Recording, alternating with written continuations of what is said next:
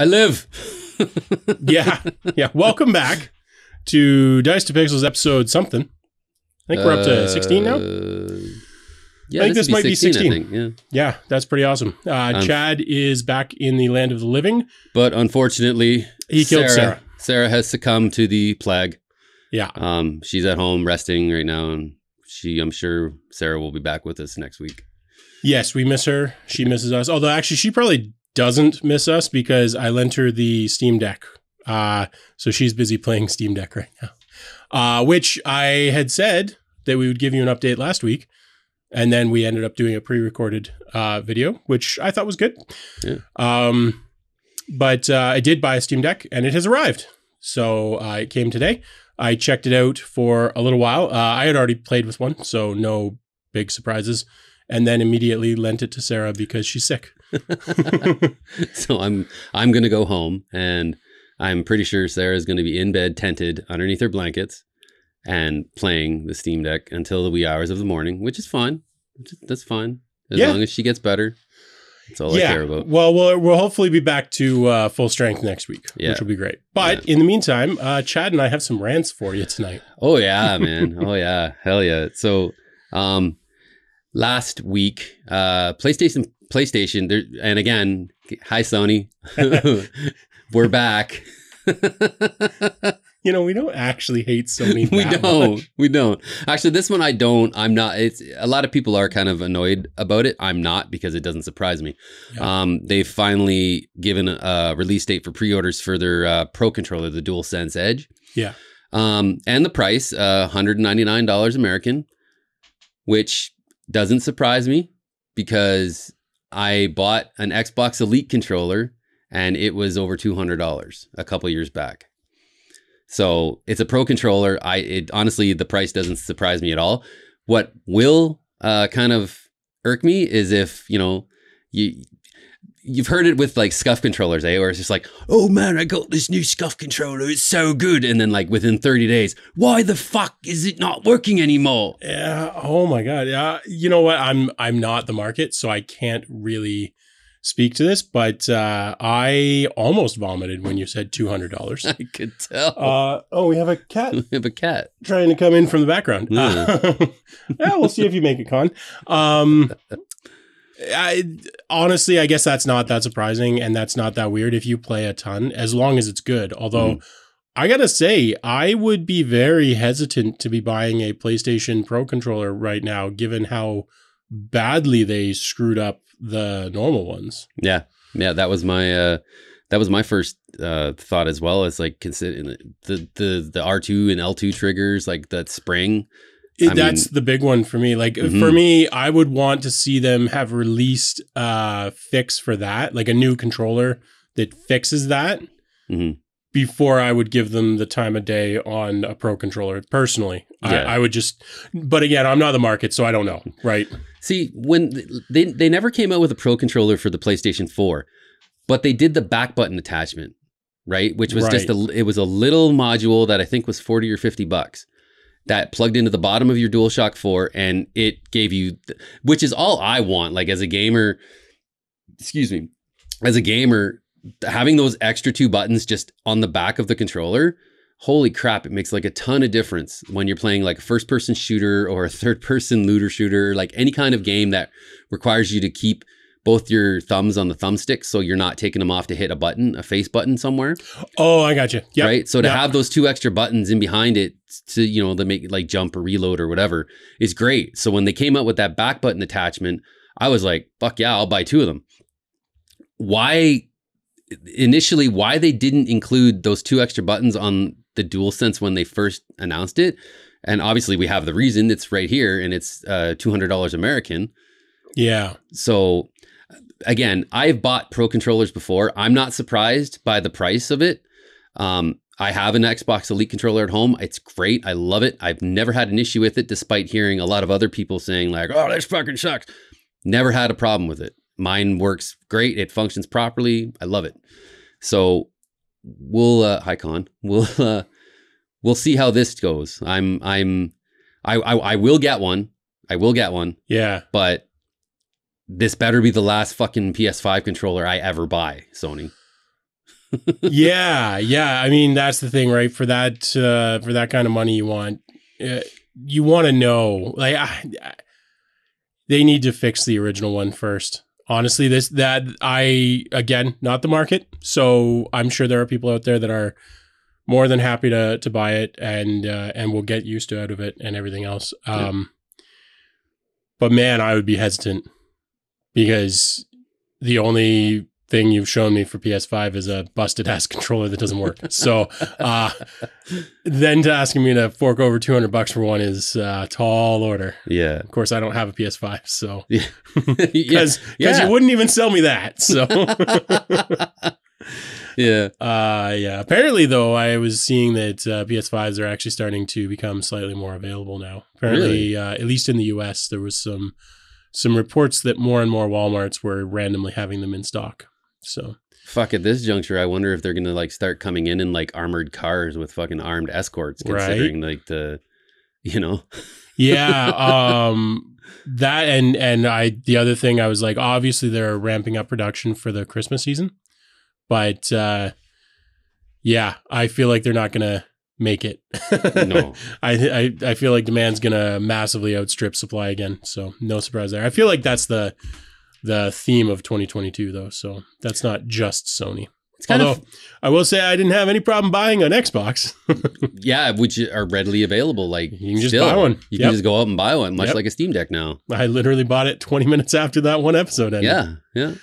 So. It's funny though, because like it's so PlayStation and the first PlayStation I'm not including in this, but it seemed that with every like odd numbered entry in this console in Sony's consoles, like it's always the ones that they have like the most issues with. Yeah, which is a little weird. Yeah. I don't know why, but that does seem to be the case because PS4, I don't remember any significant problems with it. Yeah, because sorry, go ahead. Well, I was just gonna say, like, I got one. Yep. Without any trouble. And the controllers all worked and everything. Like, it was a great system. Yeah. I never had. And then when the Pro came, I got if you're wondering why we keep looking around, my cat, steals pieces of our gym mat and then drags them across the floor. So he was just wandering out of the basement with a piece of gym mat in his mouth. I assume that's what was happening. Yeah, I looked around and all I seen is like this, like 12-foot length of gym mat hanging from his mouth and dragging behind him. So I couldn't actually see it. I just knew from the sound that must be what he was doing. So I'll have to put that back together later. But at least he's leaving us alone now. So that's good. Yeah, no, I remember the PS4 going quite smoothly and the PS4 Pro went and the VR. I was a PS4 effing like fanboy. Essentially, I bought the original, I bought the Pro, I bought the VR. I bought like 6 controllers, not because they broke, just because I needed that many controllers. So it's a little weird to me not to have a PS5. Yeah, but the PS4 is like I never had any controllers break. Yeah, I had one controller where I had issues with the stick drift, but I'd always, and this is it's a quirk of mine. Like the only reason why I'd buy new controllers is when the thumbsticks kind of lose their grip. That's the only thing I had was the rubber coating on one of the thumb grips ultimately came completely off. Yeah. So then that's when I would go out, and because like, I mean, and Sarah will attest, we had like 6 or 7 PS4 controllers. Yep. I have like a Darth Vader one at home. Yep.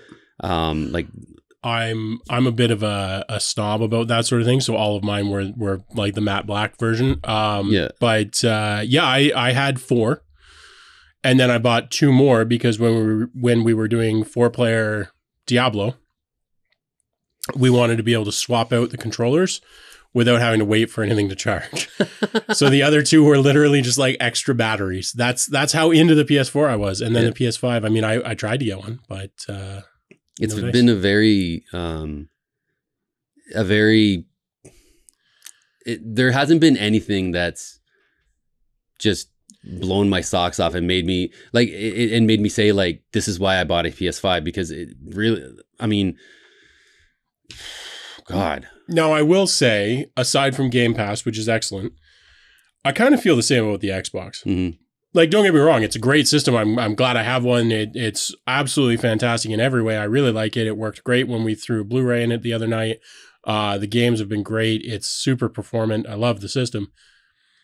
But at the same time, I'm kind of like, yeah, it's a console. It plays games. That's great. And I guess that's kind of a good thing. Like that's a pretty positive review, because the alternative is it's not doing its job as a console. Yeah. So it is. It's great. I love it.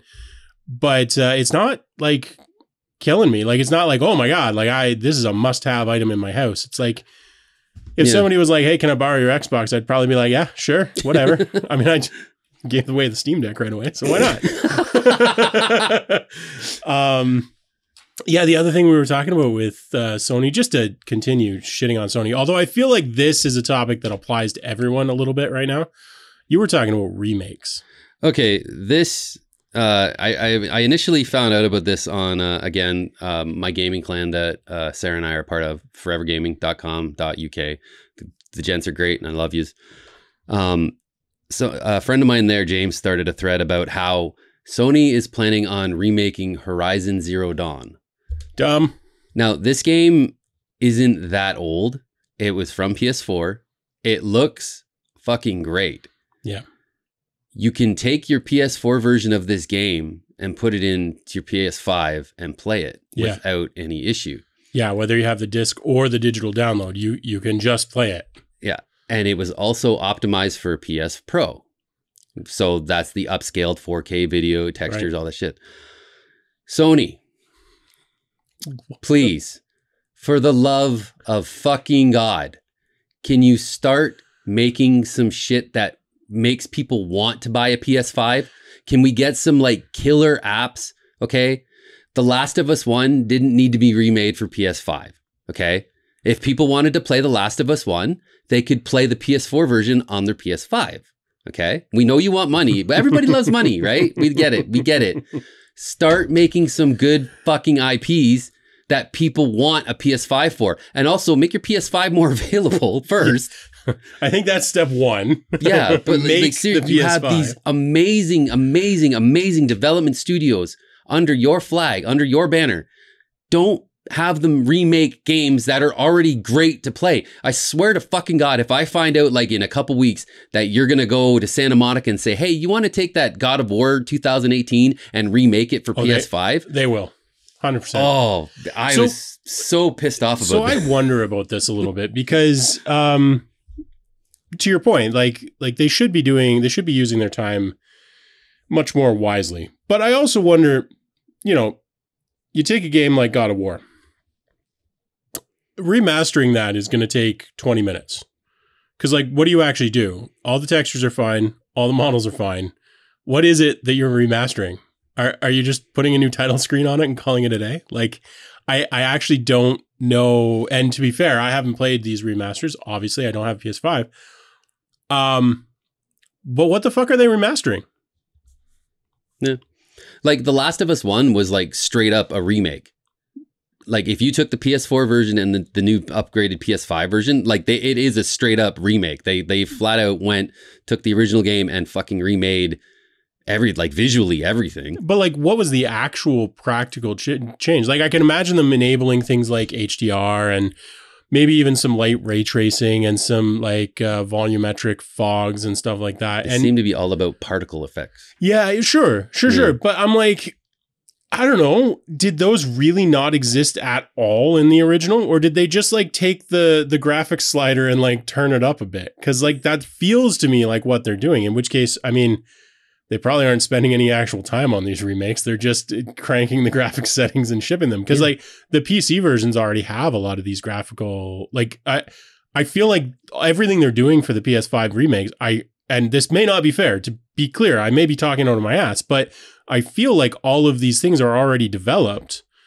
They're just basically like packaging up a new binary with better graphics settings and shipping it to PS5, in which case it's super grubby and shitty and they're gross for doing it, but at least they're not spending any time on it.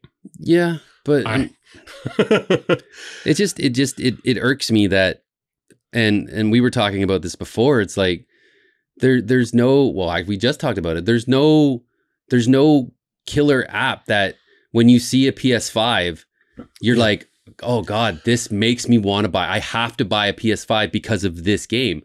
And honestly, I don't think there's been that. I think they're out of ideas.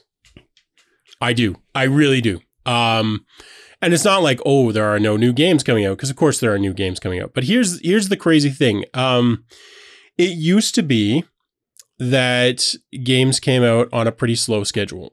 Now we're talking years and years ago, but it used to be that they came out on a pretty slow schedule because it took a lot to make a game. And it's still kind of like AAA games still take a lot to make. I mean, look at the GTA 6 leaks where it looked like a pretty much finished game and they still have a year worth of work to do.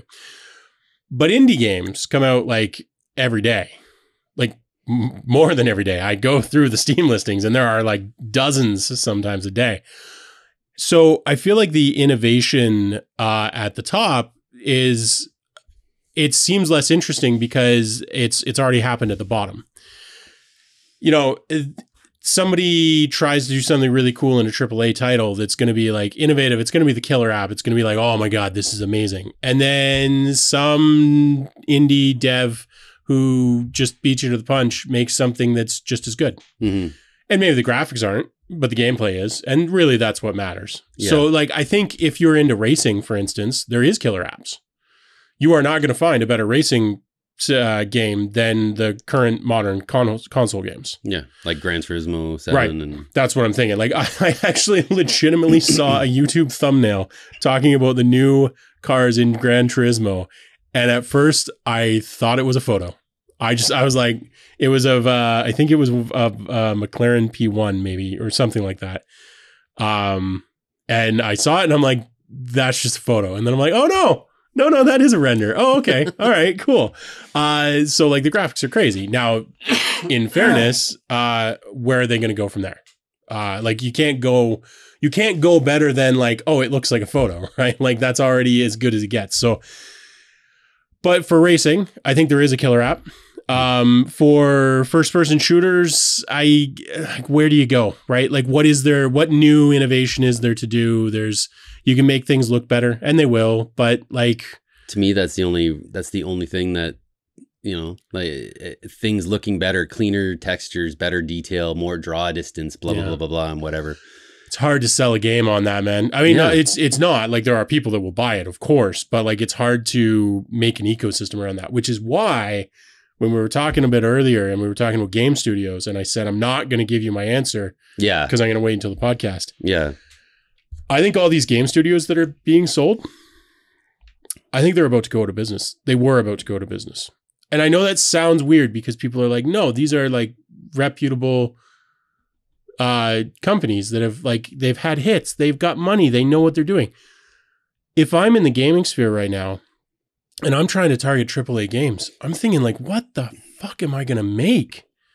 What is going to sell when, you know, Five Nights at Freddy's is one of the most popular games in the world. Power Wash Simulator is one of the most popular games in the world. You know, you look on YouTube and yeah, you can find people playing the latest AAA titles.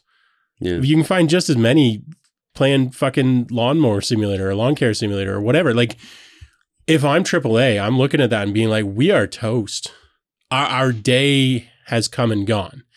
And I think that a lot of these studios that people are like, Netflix is buying studios and Microsoft's buying studios, and I think it's because they were out of ideas. I don't think they had anything. Like, as much as people are like, oh, they're just buying them for the titles. It's like, if I'm the CEO or the owner of Bungie, was one that you gave an example of. Yeah. I'm not selling that company unless I think it needs to be sold. Because why would I sell it? It's not like the owner of Bungie was doing any work. Like the major shareholders of Bungie. Mm-hmm. Sure, the CEO is doing work, but the CEO is still staying there. Yeah.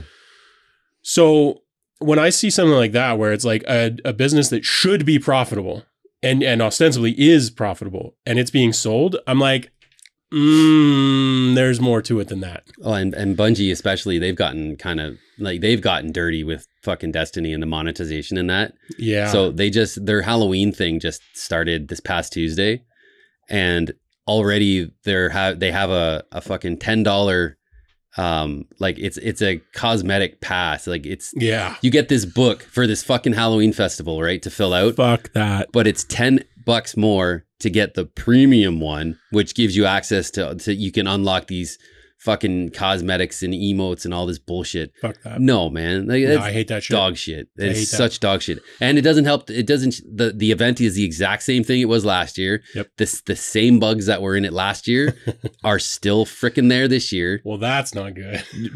And so I didn't play it until last night, just because like when Tuesday rolled around and I was hearing all these problems, people got froze at the second step of a 5-part quest because it was bugged.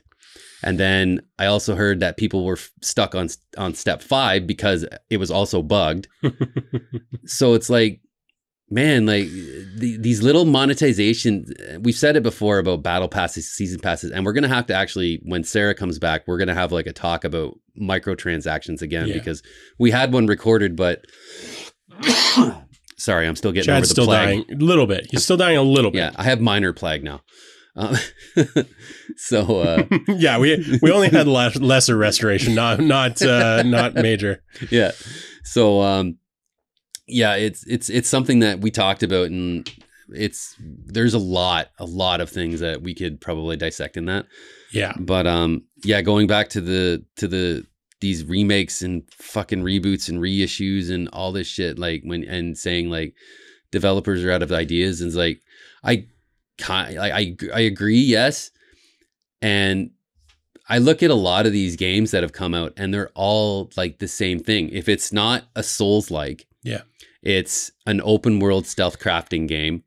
If it's not that, it's a first person shooter, right? Yeah. Like, yeah. And I want to be clear when I'm saying this, like, I don't want to do the whole Bill Gates, you're never going to need more than, what was it? Like 15 kilobytes of memory or some stupid shit.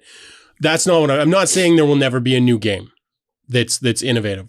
What I am saying is, like, a AAA takes years to build. mm-hmm. Five Nights at Freddy takes a guy or girl or woman, for that matter, a couple months, maybe, mm-hmm. something like that. I don't know, not that long. So when you see innovation, it's usually at the bottom, not at the top. It's usually that's why I've been looking at like the cheap new games every day, because those are the ones where you see stuff that it's like, oh, that's super cool. Mobile games, like quick little iPhone games, are where you're seeing a lot of like the new control schemes, like that stupid cube game that we're playing. Yeah. Astragon, yeah. That's different. I hadn't played something quite like that. Like I've played broadly similar stuff, but I haven't played anything quite like it. And that was a damn mobile game. Yeah. That probably took a week? Yeah. A couple weeks probably. Like I could write that in a week. Yeah. Graphics take a little longer. So I think that's where the problem is that, like, because you can just go direct to market through the app stores and through Steam and everything else, the AAAs are getting harder and harder, which is why they have to go bigger and bigger. That's why things like GTA 6, Cyberpunk, these are like the games that are like, holy shit. Yeah. Because a guy can't build that game. No. So it doesn't matter if it's innovative, because you can't do it unless you have a massive studio. Yeah. But even first person shooters, there's some pretty decent indie first person shooters.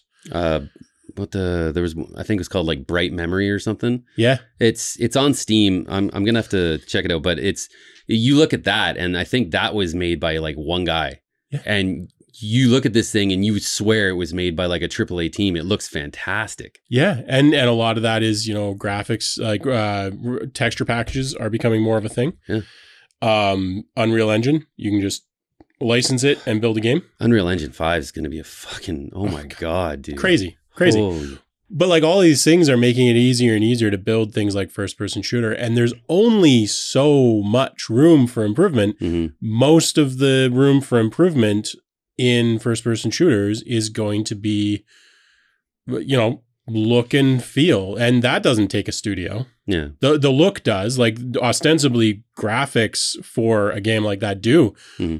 But more and more artists are just packaging up their work and selling, instead of selling it to a studio as a job, they're putting it on the internet and making 7,000 times as much money because, 8,000 developers buy it instead of one studio paying them an hourly wage to make it. So It's becoming more and more common. And I think you're seeing the death of a lot of AAA games. Not that you will see the death of the AAA studios necessarily. I think that they will continue to get amalgamated into a company like Microsoft, and then Microsoft will just start putting out massive numbers of games. Like, I think you'll see less AAAs and more, remakes and updates and stuff like that. Like, I look at Flight Simulator, which Microsoft has put out for decades, and it gets better each year. Yeah. But I feel like the actual amount of work, like, I don't think there's a large team working on front. I might be wrong, but I don't think there's a large team. I think there's like a handful of people that make the new planes and make things slightly more realistic. And that works. Like Farming Simulator. I'm waiting for the next version of Farming Simulator where I can do tram lines in my damn field. Get on it. It's I look at that similar to a lot of the EA Sports games, and how same thing. Yep. And how every year it's pretty much the same thing with a few minor tweaks here or there. Like, there's the only really big groundbreaking differences are usually between console generations. So like at the end of the PS4 area, like your Madden game has probably all the bells and whistles and looks fantastic, but then like the PS5 version comes out and it's just a pretty version of like a lesser game. I mean, I think that's probably fair. Yeah. I think and to be clear, I am not a sports game person, so again, I might be talking out of my ass. But I feel like the last major innovation on sports games in general was like career mode. Yep. And that was a long time ago. Like I'm not aware of anything that's sort of like groundbreaking that's new. I mean, you get the new teams, the new rosters, you get all that stuff every year, and that's all fine, and people buy them. And that's fine. If sports games are your jam, that's awesome. I was just talking about Farming Simulator. I can't wait for the new one. So I'm not shitting on them. But I don't think there's any real innovation there. Like, I don't think that takes a big team. No. And maybe I'm wrong, but I feel like it doesn't. No. So, and I think you'll see more of that and more indie type games coming from studios where they're just testing new stuff out. Yeah. And a lot of the games that I've played recently, like a lot of them have been like indie style games. A friend of ours, Brody, recommended this one game called Invernax. Which I ended up playing. Thankfully, like, I was sick, so that weekend was basically dedicated to Invernax, and I played the shit out of it. Yeah. And it's basically like a 2D Castlevania /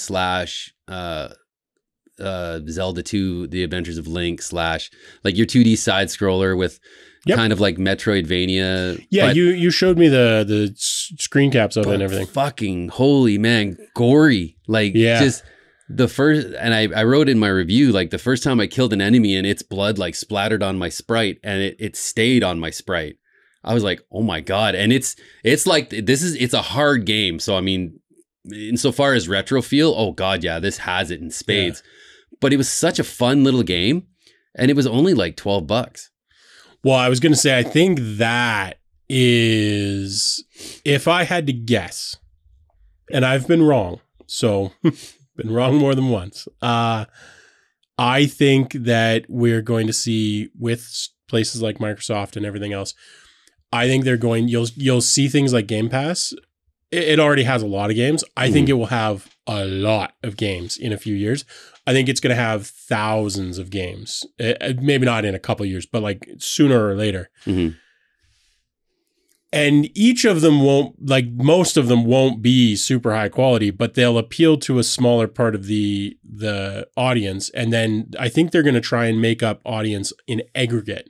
Instead of having the best first-person shooter, they'll have 500 first-person shooters. Yeah. Pick which one you like the most. Pick whatever it is that you specifically want. If you want the goriest, nastiest first-person shooter where you can bayonet your enemies, great, we've got it. If you want rocket launcher only combat, we've got that. If you want, I think that's where things are likely to head. Instead of having like AAA games that try and do the best, I think it'll be a whole bunch of games that try and do individual sort of dopamine hits.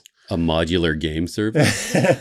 Was that my cue to move on to the next topic? If you want, yeah. Well, we can. I agree. Like, I do agree. I agree with you. Like, all the points you're making are, I get it. I'm just like, as a PS5 owner, you want damn value for money. Yeah, like, I don't want something that I played last console generation with a new coat of paint. I want some new freaking, like, show me some new IPs, show me some new experiences, show me what I spent, $700 on. You know what I mean? When GTA 6 comes out, and I'll play the shit out of it. That's right. And Diablo 4. Yeah. That'll be a good one. Unfortunately, I won't be playing it on my modular desk. Yeah, I went to pick Chad up because Sarah's sick, so I went and grabbed him. And we get into the car, and Chad says, I got some things I'm going to rant about tonight. It's like, that's okay. I want to rant about Wyrmwood tonight. So I'm sure our viewers are probably aware that Wyrmwood did their latest Kickstarter for their modular gaming desk, I think is what they're calling it. Their desk. And just before you get going too, just let me say, we haven't really had a lot of board game or TTRPG stuff to talk about as of late, apart from the few things we have talked about. I'm going to kind of like put Wyrmwood in this side of that bucket. Well, that bucket. I will say, as a bit of a non sequitur, my latest article on the website was about a board game. Ooh. I talked about Helapagos. Oh. Did you ever play that with me? I don't think so. No. It was my buddy John Mann. Great party game. If you're curious about my thoughts on it, check out the website. It's not new. It was released in like 2017. I picked it up last year at one of the conventions. Is that the one you got from the Tea Turtle place? No, that was Tic Tac KO. Okay, because between me, you, and Sarah, we got like 3 games from Tea Turtle. And this was it's Gigamic. Okay. Or Gigamic, depending on how you pronounce it. Really big. And I think it's one of the best party games that I own. You can check out my article. I won't go into that in detail here because you can go to the website and read what I wrote. Go. Unless you're illiterate, in which case there are screen readers. So back to the Wyrmwood desk. They fucked up. That is not a secret. They wildly overestimated the success of this product. They made a supposedly modular gaming desk or modular desk or whatever the hell they're calling it. I don't know. And yeah, it's pretty much a flop. I mean, within reason, they got to $1 million faster than anyone in Kickstarter history, but then didn't get very far beyond it. And yeah, I mean, the thing is, I think this is endemic of a wider problem that I think a lot of companies face across all things. This is true of tech companies, it's true of everything. With Wyrmwood, they did the modular game table, which we liked. The modular game table is great. Yeah, that looks amazing. I would have bought one if it hadn't been like 2 years and $1,000 shipping. I might still buy one if they ever put them on their website for sale for real. But getting it to Canada is a bitch too. Yeah, I would just go and pick it up if possible. I don't know if that's even a thing, but I would if I could. But anyways, yeah, so the modular game table was great, but in doing so, they sold so many of them that they had to ramp their company up. They had to hire a massive amount of people. They bought all new equipment. They rented more space. They made this behemoth of a company based on one product. Never do that, ever. And now they are desperately trying to fill this machine that they've made. And Doug has said as much on the Worm Life YouTube videos. Just trying to like throw products into the pipeline, which doesn't bode well for quality. And we're seeing that with the latest desk. And so specific to the new desk, it's just not a good desk. They're charging $1,750 for a non-sit stand version of the desk. That's the cheapest one you can buy. It's $1,750 US, which is nuts. And the worst part of it is they keep talking about it as though it's like heirloom furniture and it's like this high quality furniture. And the fact is that it's butcher block. Like it looks a lot like something you'd get from IKEA. And yeah, it has a magnetic rail, but that's not worth the extra $1,000, $2,000, $3,000. And they don't seem to get it is the weird thing. Like they know gaming and they get gaming, and the idea of like with the modular game table, as much as they hype up the magnetic rails and everything else, and they're cool. I like the product, and I even kind of like the new desks. It's just not worth the price that they're selling. Mm-hmm. But the magnetic rail for me, the cool thing about that is that it's inside the table in the game vault, because then you can like put all your shit, your components and everything in, and then you can put the lid on, and it's just a table. It's just a dining room table. Yep. And then you take it all off and it's there. I don't do that with my desk. Nobody does. Like you don't pull the top off your desk. Like it's not a sensible product. It's like, I'll just leave all of this tax work here and I'll come back to it later. Actually, well, now that you say it, actually, I kind of like that idea. Okay, Wyrmwood, make a desk with a vault in it, and then we're talking. Honey, have you seen my tax return? I started working on it at my modular desk. Yeah, the magnetic rail's a little weird. Now that's not the only modular part. Just in case anyone's yelling at me in the comments or otherwise, the modular part is also like the cubbies and the add-ons that you can do, but. I mean, I don't know.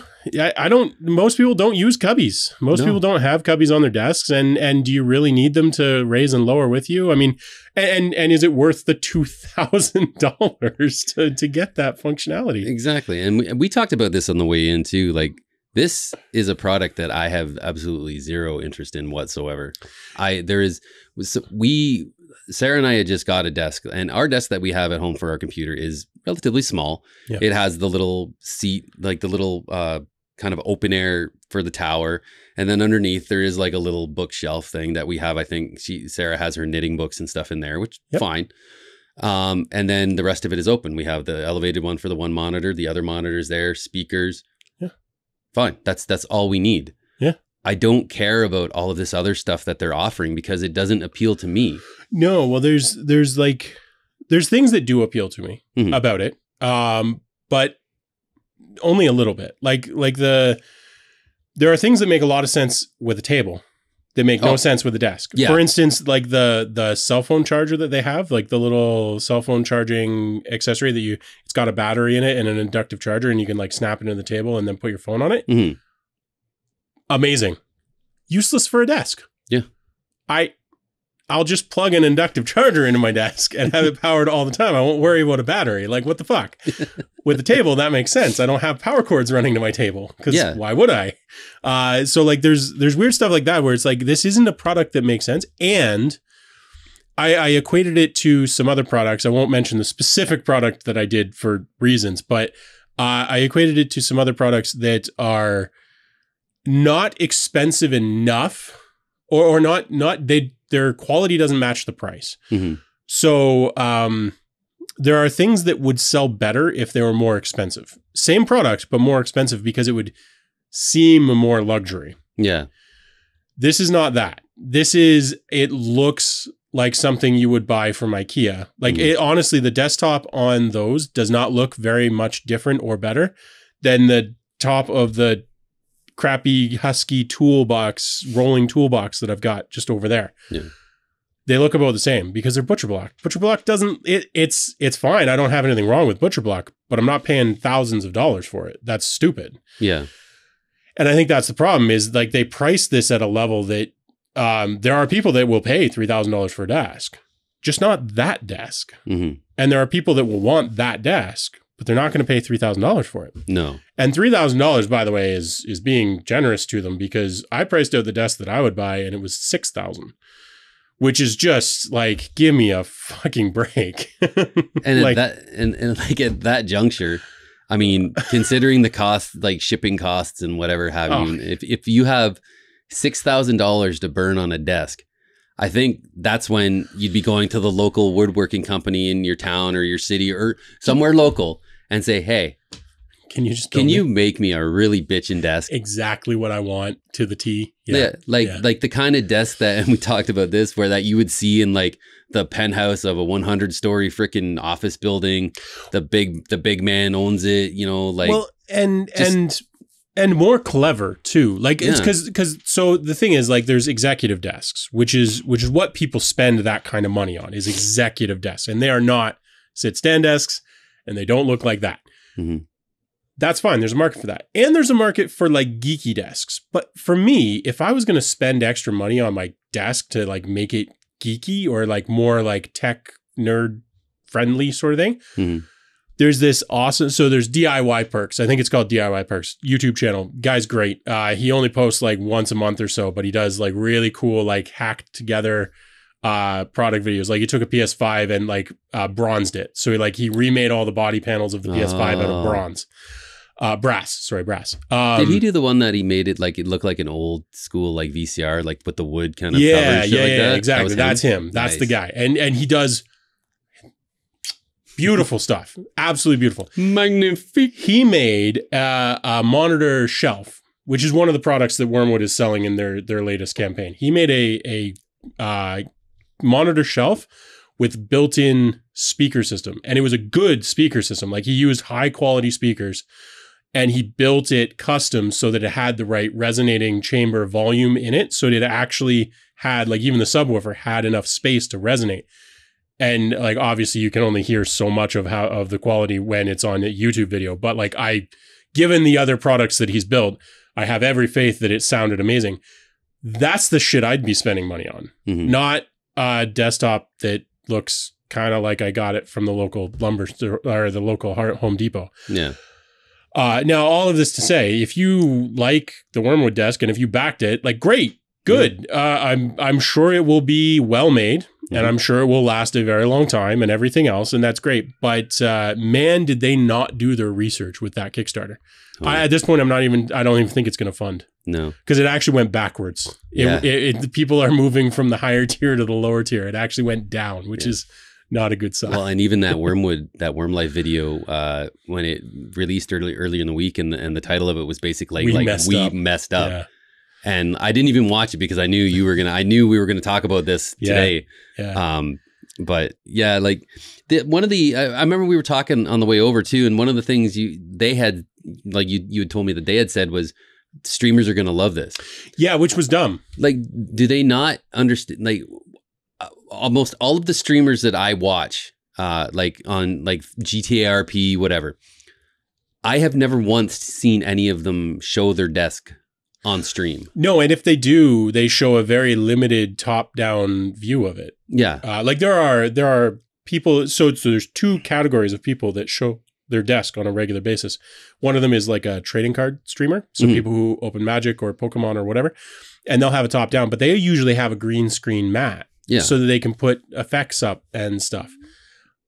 In that case, you sure as hell don't care what the desktop looks like. And even if you need your desk to look fancy, I mean, go and get a mat or a piece of wood or whatever. Like you don't need to spend $3,000 to do that. And I'll tell you, having done a lot of streaming in the past, the actual setup usually looks like garbage, but it looks fine on camera. I mean, look at us here. We look like we're in a reasonable little space. We're in my like the ceiling here is open rafters. Like the furnace is just over there. Like we are in the least impressive spot on the planet, but you wouldn't know it from behind the camera. Yeah. And that's the way it usually is, because as a streamer, like, sure, maybe it'd be nice to have that desk, but they're not going to spend their money on that. They're going to spend their money on a new video concept or maybe a new graphics card or whatever. Like, I don't know. They didn't do any research. And more importantly, I don't even think it's that. Like, that is the problem with the product. But I think the problem is that they did what too many companies do. And this is my true rant. It's not actually about the desk. It's about what they did with the company. They built out this company based on a single success. They tried to like ramp it up to the nines and then found out that sometimes you're a one-hit wonder. And that's not to say they don't have other good products. They absolutely do. But like, probably not that are going to be anywhere near as successful as the modular game table. Yeah. Honestly, my favorite product from them is that set of raised onyx dice. The accessories. The dice. Those dice and like that wooden dice vault. Yeah, like, the dice vaults, the rolling trays, the dice, like all that stuff is great. They do a wonderful job. And people buy that stuff. Yeah. And I mean, sure, like that modular game table, like hell yeah. I mean, like if we were at a point with Dice to Pixels where like we would need something like that. These would not be $90 Amazon tables. No. They would be a modular game table. No. For exactly, sure. Yeah. Yeah. 100%. But like that's really the only thing that I could. And even then, I'd be like, I'd have to be like, Sarah, do we spend the money on this? And after she beats the shit out of me, basically saying no. The modular game table, I would have bought if it hadn't been. I have a problem with anything where you're going to take my money for something that you don't know how many years it's going to be until I get it. This is the same problem I had with Tesla. This is one of the major reasons I don't own a Tesla. The truck is just as expensive as most Model X's and whatever that people drive around. Mm-hmm. But I got that in like 2 months.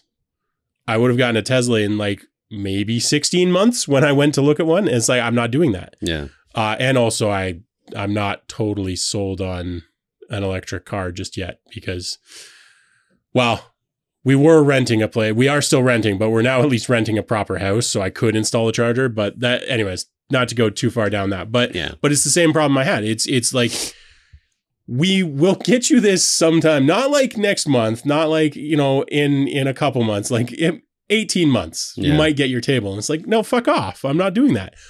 Let me know. Same with Steam Deck. I didn't buy a Steam Deck when it first came out. Yeah. As soon as they made them available, within 48 hours, I had put in the purchase. And that was fast.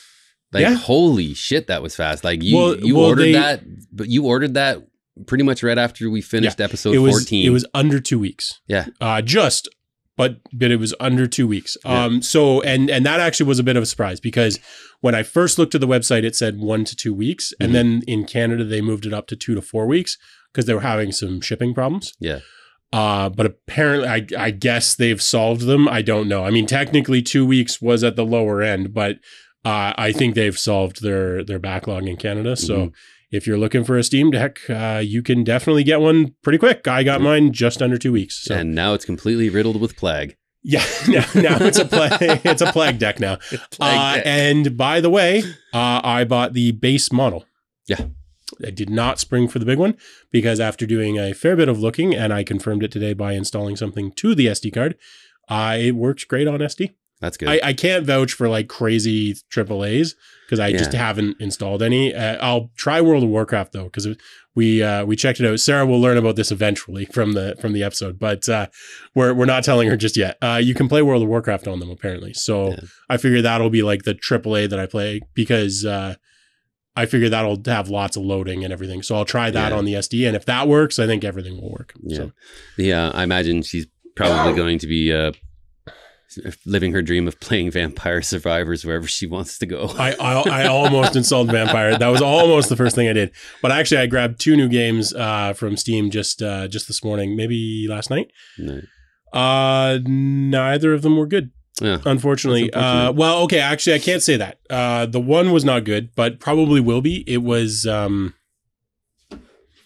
going to have to look this up. I know what the second one was, though. The second one was called either Searching for or Looking for Bigfoot. Oh, yeah. You were talking about this I told before, you a little bit about this. So the idea is that you are in a forest at night and you are looking for Bigfoot. And it's not entirely clear from the description of the game whether or not Bigfoot actually exists in the game. It says you're looking for Bigfoot and that you can find him. But also, like, once you're in the game, it's like distance to Bigfoot is ? And like, it's not clear whether it's just meant to be a jump scary game or whether you're actually able to find him. Mm-hmm. We'll find out. I'll probably play more of it. The problem I had with that is I loaded it up on the Steam Deck and it played, but it was very choppy, very slow. And I think if I put on my developer hat for a second, I think probably they didn't do a good job of I can't remember the actual technical term for it, but occlusion blocking. So it's rendering things that you can't see, which is why it's either rendering things behind you or it's rendering things behind other things, and it's just doing too much. So I think with some tweaking, I think the performance will probably be good. I'm going to throw it on the actual gaming PC at some point and give it a shot because it looked cool. The only other problem I had was I played it for just a couple minutes and my flashlight batteries died in that time. Wow. Like in the in-game flashlight died. And I'm like, if it's another Zelda weapons dying every 30 seconds, fuck that. I'm not into it. So I can't recommend that yet. I'll update on the website at some point once I've put some time into it. And then the other one I actually can't find the name of, but because my Steam app logged out. Right? I hate that. Don't you hate that? You go to fill up an app and it's like, oh, fuck yeah. You can find it if you just find my profile on Steam. You can find out what it's called. But it was one of those like simple little space shooters where you get like weapon upgrades and it's just a sort of a side scrolling except top scrolling. Like Galaga and shit. Yeah, you shoot up some guys, get some power ups, and then you fight the boss. And then, but the thing is, there seems to only be 6 levels, and it doesn't even like auto advance to the next level. It's like you finish the level, go to the menu, and then you pick the next. Like it's just clunky. Wow. Now, with that said, it was 71 cents. So yeah, I didn't get ripped off. Let's put it that way. But at the same time, a little bit of tweaking, a couple more levels. Like the graphics were cool. The gameplay was fine. I had no issues with that. So. I'll do up a review of it on the website as well, and also on Steam Curator, which I've been dropping the ball on. Yeah, well, we all have. I did some reviews, but I keep reviewing things on the website and then not putting them on Curator as well. Yeah. I gotta get better about that. Yeah. I actually been playing a game called Asterigos, Curse of the Stars. Okay. It came out last week. Last Tuesday, I believe. It's available on all platforms. It's a Souls clone. It's a Souls-like. It has a very if anybody played Kena, I can't remember the full title, but it was called Kena. It was a PS5 game that came out on PC, like an open world adventure game. But the art style is very kind of cartoony-ish. It's your typical Souls-like, with the exception of you're not getting burned with a stamina meter for your attacks. Bridge of Spirits. Bridge of Spirits, yeah. It looks very similar to that, but the Souls stuff, it's like if Dark Souls was like in a junior kind of mode, you know what I mean? Right. Like you have like your sword and shield, spear, big hammer, daggers and stuff, and you can freely swap between any one of them. It's okay. Like I was into it, but then it's kind of like losing my interest just because I'm noticing little things like when you're approaching enemies and you see them in the distance, the way they animate, it almost looks like a background, like a background. It's a part of the background until you get like closer, and then it stops like the whole kind of like skipping thing, and then becomes like fluid and moves towards you. It's really, really weird. That is weird. So it's kind of turning me off of it. So I don't know if I'm going to finish it. I'm going to try, but it had my interest, and then it very quickly lost it. Yeah. And then we both been invited to play the first Descendant beta. Which, depending on how quickly we get the podcast chopped together tonight, we'll fire up this little bad boy and get installed, because I know you said your machine wasn't up to the task. My machine wasn't up to the task. I tried loading it up, and it was all jittery in the menu, so I brought it down to medium, and it was still jittery, so I brought it down to low, and it was just a little... I'm like, oh, crap. You discovered that you only had a 1080 in that machine, not a 2080. Damn it. Well, yeah, we'll see if either of these guys can run it. It looks cool. It's like it's another looter shooter that's coming out by Nexon. Yeah, should be fun. I'm pretty sure it's coming out to consoles too, but I would imagine. I've been burned one too many times with these hair looter shooters. We've talked about Anthem before. Hey, Anthem. Yeah, I think we had. Yeah, we did. I even told my story. I liked Anthem so much. I played through it. I played through it, but it was definitely one that it burned you. A little bit. Yeah. For an online it was too shooter. expensive. Yeah. Yeah. If it had been cheaper, it would have been smash hit. It makes you wonder what would happen if they'd done the 2.0 thing like they were talking about doing before it got canceled. Yeah. Yeah, I mean, that game is one of the most profound moments I've had in my gaming career. Just like getting into your Iron Man suit and then just blasting off is like, oh my fucking God, I'm Iron Man. Yeah, super cool game. I really, really liked it, but man, did it lack content. Yeah. It's a shame. Yeah, but somebody will make one that's better. Well, now that it's been done, like now that style of game has been done, somebody will do a really good one.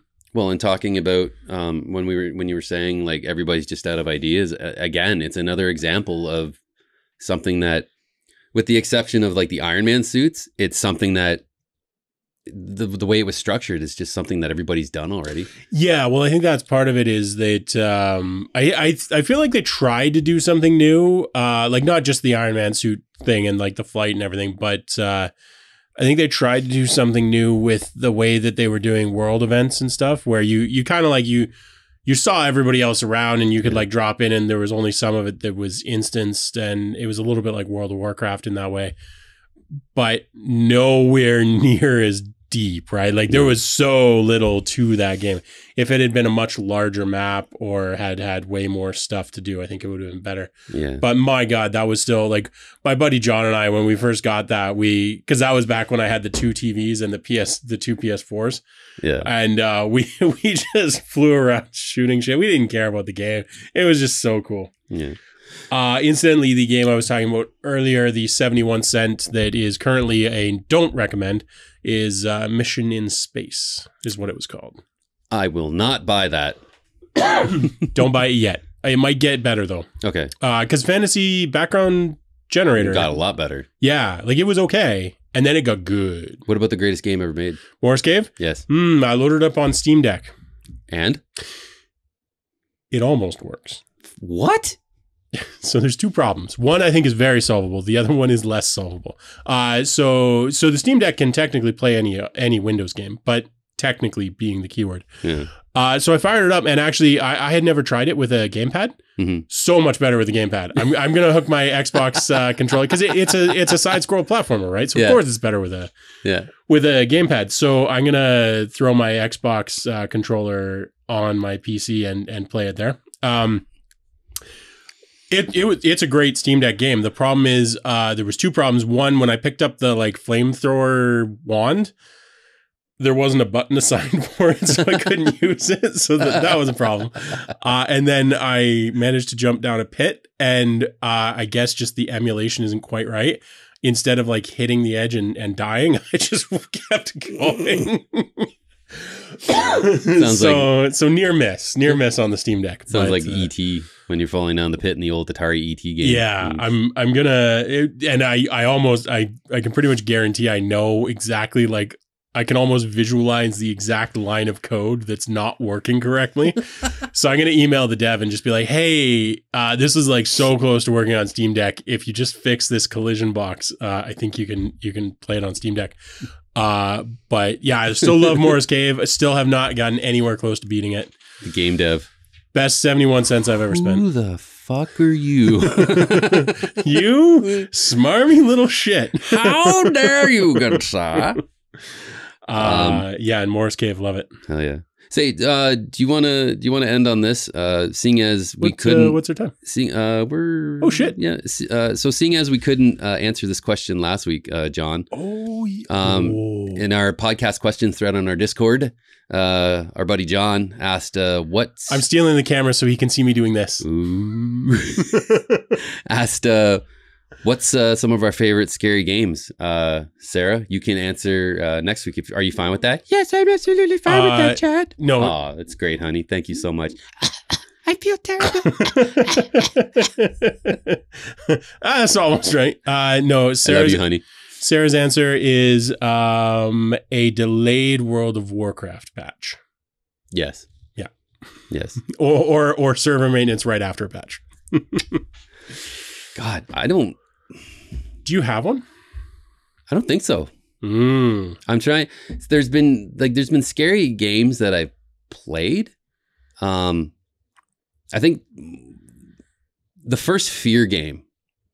Ooh, that's a good one. Yeah, the first time I played that, if anybody's played Fear before, that's a good one. That and the expansions, holy fuck! The first expansion that came out, that really, because there's a few moments in that game where you're just moving around and then you turn a corner and there's either there's the little girl almost standing there, or there's like a dead dude without his eyes like staring at you. And that happened in Fear, where I'd be running around playing and I'm already kind of tense and on edge, and then you turn that corner, you're like, Jesus. I forgot about Fear. It's a good game. In the sequel, Fear 2, there's a part in that game where I think you're going through like a hotel lobby or something, or like by a swimming area. And there's an instance in the game where you go into this area and Alma starts following you. Oh yeah. So eventually I learned, because every time I would go back and play this game, whenever I would turn around and her face is like right here, and it scared the shit out of me like every single time, right? So it got to the point where I was like, okay, I know you're there and I'm not turning around. So I would go to my objective and then I would just back up. But then you could hear her feet. So you're going like, clunk, clunk, and then you hear like, clunk, clunk, clunk, clunk, clunk, clunk, clunk. So when you go through the door, you see her and she's like running at you, but she's like, oh, you son of a. Oh, that's so good. I love that. Oh, that's great. Actually, you know what? That's it. The Fear series. That's my answers. Yeah. That's a good choice. Yeah. I also like Stalker of Chernobyl. I think those came out around the same time, the original Fear and Stalker. Maybe. Yeah. Yeah. That's why I always associate them. Yeah, I liked those games. They're coming out with a sequel. Oh, really? Ooh. It's in development, I believe, right now. Yeah. Check that out. The other one, and you might have to help me with the name. Don't tell me I've just completely lost my train of thought. Yeah, that is pretty scary. Yeah, that's terrifying. Alzheimer's is a hell of a drug. I can't think of it, so I'll come back to it, because I actually have we're going to run a little bit long tonight, and that's okay. Stick with us. So... And subscribe if you haven't already. Please. Alien Isolation is the one that does it for me. And I responded with that in Discord. Yes. But what I said was I wanted to tell the longer story. So I'm working on something. I'm cooking a little something up. Ooh. And I actually wrote about this on the website. So if you follow the website and you've been reading my articles, you already know a little bit about this. I have modified one of my cameras to be a night vision camera. And I am setting up a night vision streaming setup so that I can play games in complete blackness but have like well-lit face cam. It'll be night vision, so it'll be monochrome. But I want to black out everything, lights out, and play the scariest games possible. and get my ugly mug in full HD, just all of my reactions, and I want to see if we have some fun. And actually, I think Danielle might be on board with doing it too, and she is a hoot to watch when she's doing horror games. Ooh, that'll be good. And if I get it up and running, which I've actually almost finished. So if anyone's curious, I wrote a little bit more about why I'm doing this on the website, but basically it comes down to dynamic range, video dynamic range. And when a lot of YouTubers do scary games, they still have their face cam in like full light. And that compresses, when you encode it for YouTube, the darks and lights both get compressed, which means when they see something scary on the screen, you don't always really see it. It's like blocky and crappy, because the YouTube algorithm says like, well, that's close enough to black, so we'll get rid of that. I want to prevent that, which is why I want to do the night vision and like tone everything down to pre-flatten it so that YouTube doesn't screw with it. Anyways, I want to get me doing it. I want to get Danielle doing it. And I really want it to be pitch black, because it's so much scarier to play games in pitch black. I want to get good audio, crank it up, and scare the bejesus out of myself on camera. So that is upcoming, and if I get it done soon, I'm almost done. I've removed the IR filter. The only problem I have is with autofocus right now. Gonna get that fixed this weekend, and then I want to do a Halloween. I'm hoping you guys are going to come over on Halloween. Okay. We'll see, We haven't really planned that yet, but I'm hoping you guys are going to come over on Halloween. Yeah. And I want to play some horror games during Halloween. Cool. Yeah, it'll be a lot of fun. I'll give a quick little one to anybody that's played the new Resident Evil Village. Yeah, there is a part in that game which is by far and away the most suspenseful and scariest part of a Resident Evil game ever made. And it's all in a doll maker's house. Oh. Like the old school kind of those freaky little marionette dolls. There's nothing creepy about dolls. I'm telling you right now, this whole part of this game is probably the best part of Resident Evil I have ever played. Well, that shit, I'll have to check it out. It is amazing. The only sad thing is that after that, the second part, that's when the game kind of gets all action crazy, which kind of sucks. But yeah, it's one I definitely recommend checking out. It's amazing. I remembered what my train of thought from earlier was. Choo-choo. Yeah, it pulled into the station. Was it Left 4 Dead? So it's like a zombie game. Yep. And it had those crying ladies, like old ladies. Left 4 Dead. Left 4 Dead. That was those were Left 4 Bed. Left 4 Bed. I'm late for bed. Those and Dying Light, both. Dying Light wasn't really a scary game, but it was anxiety inducing big time. Yeah. Or did I say Dying Light or Dead by Daylight? Dead by Daylight. That's probably the one you're thinking of. Yeah, maybe. It was the one where you had to be indoors before. Oh, that's Dying Light. Yeah, okay. Yeah. Played that multiplayer with my friends, and yeah, like it's one of the only games where it's like, oh my god, the sun's setting, get to cover now. Right up. Yeah, it was pretty fun. So yeah, I think those are the gamut. But I'm going to, if you have any recommendations of games that you might like to see me make an ass of myself on camera with, hit me up, because I'm actually pretty pumped about trying this out. I think it's going to be great. Oh, hey. Oh, I hope I made you jump there. But hey, tell us some of your scary games down in the comments below. You just deafened all our viewers. Probably, yeah. Yeah. Tell us what you're playing. Give us recommendations. Yep. Tell 3 friends about the podcast. Subscribe if you haven't. We love you all to death. Yeah. Sarah's going to be back here next week. We hope. If she were here, Sarah, what would you say if she were here? I want you to all make sure you all check the Discord, and don't forget to go to the website and click that bell. Don't click the bell. We hate the bell. Why does Sarah become British or something when you? Because I'm not feeling good. You do such a terrible. Yeah. So as of Saturday at 2 p.m., I'll probably be dead. Yeah, I was gonna say when you get home, she's gonna murder you. Well, no, when I get home. I'll sleep well tonight. Yeah. I'm not sure about tomorrow. Yeah. No, she's going to be too busy with Steam Deck. She'll never watch this episode. Thank you. That's why we can do this now. Yeah, there you go. We love you, Sarah. We love you all at home. And we can't wait to have everybody back at the table. And we hope you guys are having fun playing whatever it is that you're doing. Oh, yeah. Thank you very much. And we will catch you all next week.